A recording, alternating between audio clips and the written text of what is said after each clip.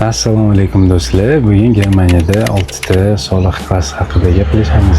Birinchi soliq klass bu bo'ydor insonlar yoki ajrashgan beva farzandi yo'q insonlar kiradi va bularning oyligidan примерно 35-42% soliq ushlab qolinadi.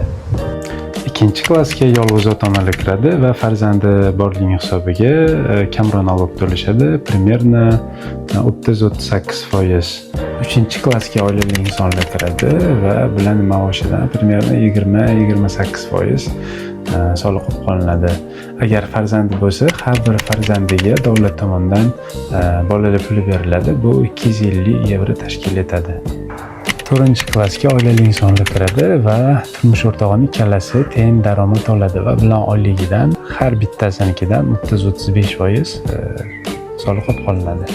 5-klassga oilali insonlar, lekin turmush o'rtog'idan qaysi biridir kamroq maosh topadigan insonlar kiradi va bular oyligidan примерно 40-45% soliq qolinadi. Va oxirgi 6-klassga qo'shimcha ishga ega bo'lgan insonlar kiradi va bular daromadidan 45-50% gacha soliq qolinadi. Videoim sizlarga foydali bo'ladi degan umiddaman. Keyingi videolarda ko'rishguncha